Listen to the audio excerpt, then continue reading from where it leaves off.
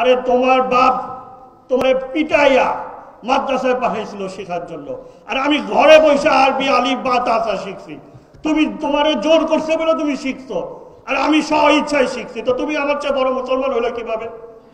আমি 3টা ভাষা শিখছি ছোটকালে স্ব ইচ্ছায়, বাংলা, ইংরেজি, আরবি।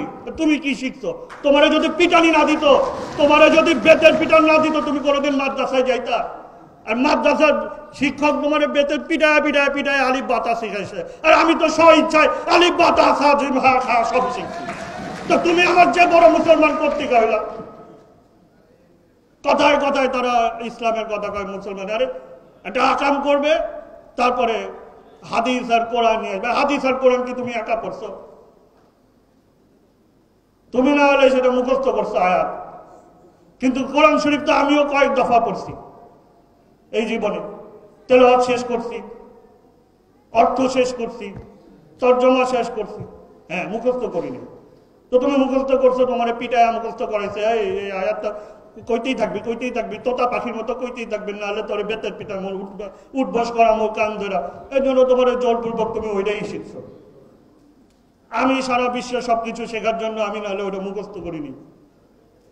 এই মুখস্থ শিক্ষার জন্য, পড়ার জন্য তুমি আমার চেয়ে বড় মুসলমান হয়ে যাবা, আলেম হয়ে যাবা, আর আমি হব না, এটা হইল না। আমার পরিবারের 2 জন আধ্যাত্মিক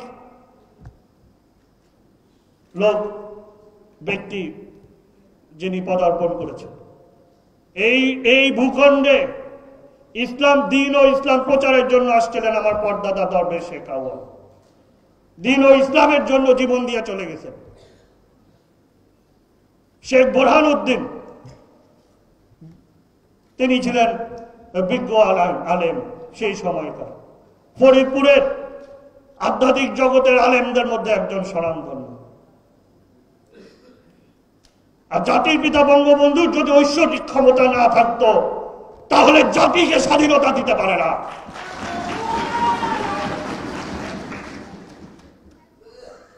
আর তুমি হয়ে গেল দুই আয়াত কইরা মুখস্থ কইরা তুমি হয়ে গেল বড় আলেম। বঙ্গবন্ধুর ভাস্কর্য ভাঙো, আবার ওই ছাগলের 3 নম্বর বাচ্চা কি ফালায়, হ্যাঁ না বুঝা দুই বাচ্চা মায়ের দুধ খায়, আর 3 নম্বর খালি ফালায় যে ওরা কি কয় গৃহযুদ্ধ। আরে তুই বেটা সংস্কারবাদী বিএনপি থেকে বহিষ্কৃত, তুই গৃহযুদ্ধ, তোর কথায় গৃহযুদ্ধ হইব? আর গৃহযুদ্ধ লাগে? শেখ হাসিনারে দুর্বল মনে করছো? আরে 81 সাল থেকে সংগ্রাম করে করে এই জায়গায় আনছে, দেশকে এই জায়গায় আনছে। কত কিছু হইল, জঙ্গিবাদ সৃষ্টি করলে নিশ্চিহ্ন করে দিছে জঙ্গিবাদ। নাই বাংলাদেশের মাটিতে আর জঙ্গিবাদ হইল।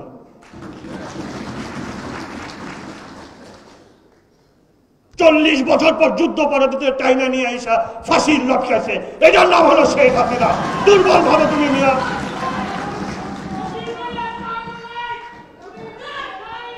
তোমার নেত্রীরা এখন পর্যন্ত বের করতে পারো না, একটা উচ্চারণ করো না নেত্রীর ব্যাপারে। আর তুমি আমাদের দেখাও গৃহযুদ্ধ। আমরা কি চুরি পরে আছি নাকি?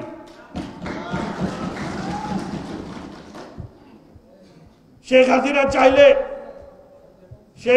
চাইলে 7 দিনও লাগে নাকি?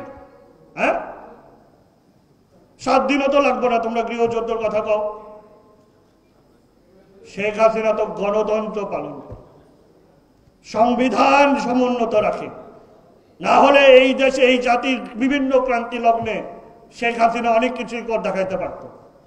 সব সহ্য করছে, হজম করছে, কারণ সে জাতির পিতার কন্যা।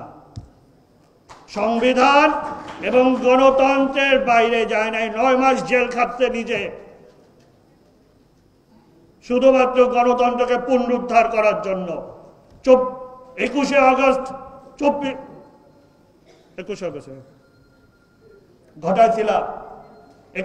ঘটাইছিল। পরের দিন তো ভাবছিল তোমরা পইরা যাবা, শেখ হাসিনা পড়তে দেয় নাই, বজায় রাখছে। থাকো, 2006 আসবে, 2008 আসবে। এই হলো শেখ হাসিনা। মেধা বুদ্ধি তো নাই একদম তোমাদের। একজন বিয়ে করলে ছাগলের 3 মতো বাচ্চার মতো ফালাইতে থাকো। শেখ হাসিনারা বুঝতে চেষ্টা করো আগে। মেধা খাটাও, বুদ্ধি খাটাও। বুদ্ধি মেধা হবে না। ওই লন্ডন দিকে ওহি নাজিল হলে বুদ্ধি মেধা থাকে না। গৃহযুদ্ধের কথা বলে আমাদেরকে। শান্তিকামী বাঙালি 7ই মার্চের মাধ্যমে সশস্ত্র বাহিনী হয়ে গেছে, গেরিলা যুদ্ধ করছি আমরা। আমার বাপ গেরিলা যুদ্ধ করছে, রণাঙ্গনে।